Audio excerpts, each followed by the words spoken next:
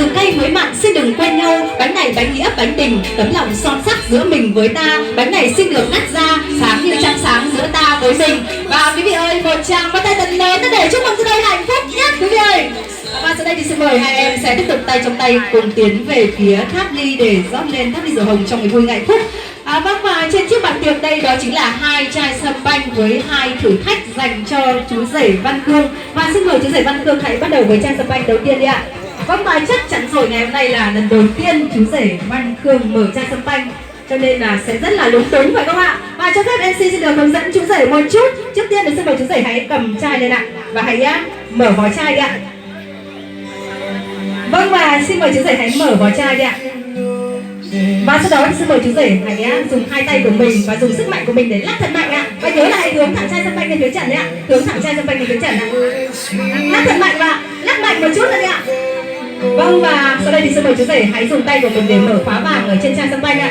Xin mời chú rể hãy mở khóa vàng theo chiều ngược kim đồng hồ ạ. Đây ạ. Xin mời chú rể hãy xoáy theo ngược chiều kim đồng hồ ạ.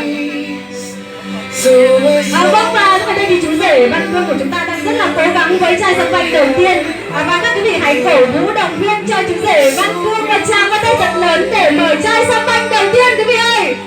Vâng, và chú rể hãy lắc mạnh một chút nữa đi ạ. Lắc mạnh một chút nữa. Và sau đó thì xin mời em hãy dùng tay của mình, dùng móng tay của mình để đẩy. Vâng ạ, cố lên ạ, chai sâm banh đầu tiên đã được mở ra rồi phải không ạ? Rất là tuyệt vời ạ. Chai sâm banh đầu tiên đã rất là nhanh chóng được chú rể mở ra. Và xin mời hai em sẽ tiếp tục tay trong tay cùng rót lên tháp ly rượu hồng với chai sâm banh đầu tiên này. Và kính thưa các quý vị, tháp ly cũng chính là một tượng cho cung bậc của tình yêu. Các bạn trẻ từ tình bạn tiến đến tình yêu và ngày hôm nay đã tiến tới cuộc hôn nhân hết sức thành công mỹ mãn.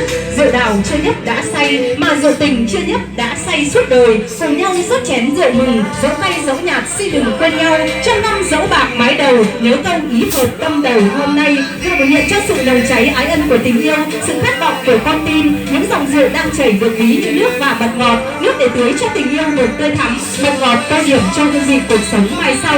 Và sau đây thì xin mời chú rể Văn Cương hãy tiếp tục với chai sâm banh thứ hai đi ạ. Và với chai sâm banh thứ hai, với thử thách thứ hai này thì xin mời chú rể hãy thực hiện đúng thao tác giống như chai sâm banh đầu tiên, thì chắc chắn rồi chai sâm banh thứ hai sẽ rất là nhanh chóng được mở ra thôi ạ.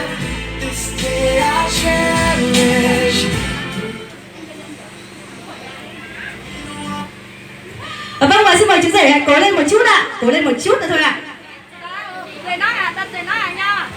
Vâng, và quý vị ơi, quý vị hãy dành một tràng pháo tay để cổ vũ cho chú rể và con dâu quý vị ơi. Và rất là tuyệt vời ạ, chai sâm banh thứ hai cũng đã rất là nhanh chóng được chú rể mở ra. Và xin mời hai em tiếp tục tay trong tay cùng rót lên tháp ly rượu hồng với chai sâm banh thứ hai này. Vâng, và kính thưa các quý vị, làn rượu hồng đang chảy trong làn sương trắng mờ để minh chứng cho một tình cảm tình yêu mãi mãi mặn mà thắm thiết của đôi bạn trẻ. Và nghi thức cất bánh cũng như rót rượu sâm banh là một nghi thức rất trang trọng trong mỗi đám cưới của người dân Việt Nam. Và điều đó cũng là nói lên rằng ngày hôm nay chính là ngày lành tháng tốt, là ngày ông tơ bà một xe duyên. Và đó cũng chính là ngày mà đôi bạn trẻ nên duyên vợ chồng. Và sau đây xin mời chú rể hãy rót ra 2 ly rượu ạ. Và sau đó thì xin mời cô dâu chú rể hai em hãy nâng 2 ly rượu ra giữa sân khấu để giao tay nhau uống ly rượu giao bôi trong ngày vui hạnh phúc. Và xin mời hai em hãy nâng 2 ly rượu ra giữa sân khấu đi ạ. Vâng, kính thưa các quý vị, thời khắc trọng đại của cô dâu và chú rể đã đến và bữa đại tiệc của gia đình cũng đã chuẩn bị được bắt đầu rồi. Và xin được trân trọng kính mời những ống kính camera hiện đại nhất này hướng vào sân khấu giúp cho đôi bạn trẻ lưu lại những khoảnh khắc đẹp nhất này. Và xin mời hai em hãy giao tay nhau đi ạ, giao tay nhau đi ạ. Các quý vị hãy cùng đến với Thu Huyền từ 1 đến 3 và dâu một tiếng thật lớn được không ạ? 1, 2, 3, chúc mừng hạnh phúc. Một tràng thật lớn các quý vị dành cho cô dâu Thúy Nga và chú rể Văn Cương. Đúng là mời em chén rượu giao thời, những duyên thiên lý ta về bên nhau ý hợp tâm đầu, mà niềm vui mang đến nỗi sầu mang đi. Vâng, và kính thưa các quý vị, chúng ta đang được sống trong thời khắc giao mùa. Và lúc ở đây thì Thu Huyền chợt nhớ tới một câu thơ rất nổi tiếng rằng: anh muốn làm sóng biếc, hôn mãi cát vàng em, hôn thật kỹ thật êm, hôn em đềm mãi mãi, đã hôn rồi hôn lại, cho mãi mãi muôn đời, đến tan cả đất trời, vẫn chưa thôi rào rạt. Và ngày hôm nay thì các quý vị chúng ta sẽ được chứng kiến một nụ hôn nồng thắm nhất, một nụ hôn gắn kết tình cảm, tình vợ chồng của cô dâu và chú rể. Và trước tiên thì xin mời chú rể hãy quay về hướng cô dâu 35 độ 7 ạ. Và xin mời cô dâu hãy quay về hướng chú rể 37 độ 5 ạ.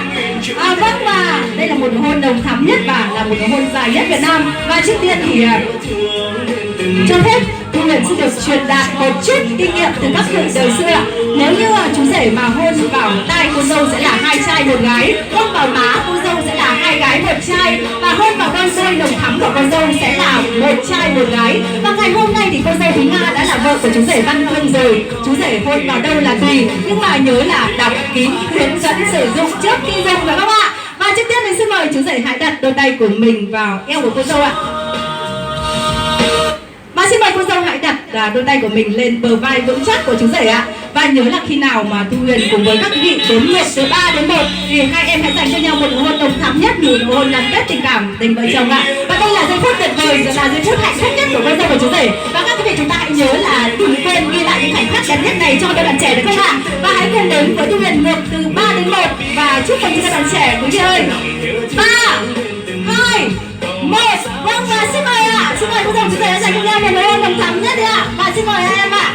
Và quý vị ơi, một tràng có tay thật lớn để chúc mừng cô dâu Thúy Nga và chú rể Văn Cương. Và kính thưa các quý vị, nụ hôn nồng thắm nhất của đôi bạn trẻ đã chính thức khép lại một buổi lễ hôn quy trong hạnh phúc cô dâu Thúy Nga sẽ được chú rể Văn Cương.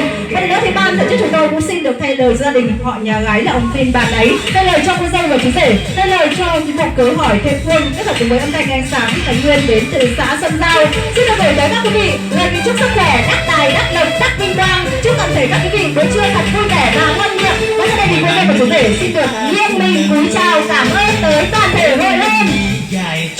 Và sau đây xin mời hai em sẽ trở về phía dưới và đi đến từng bàn tiệc cùng dâng lên những rửa hồng để cảm ơn tới các khách quý. Và các quý vị đang được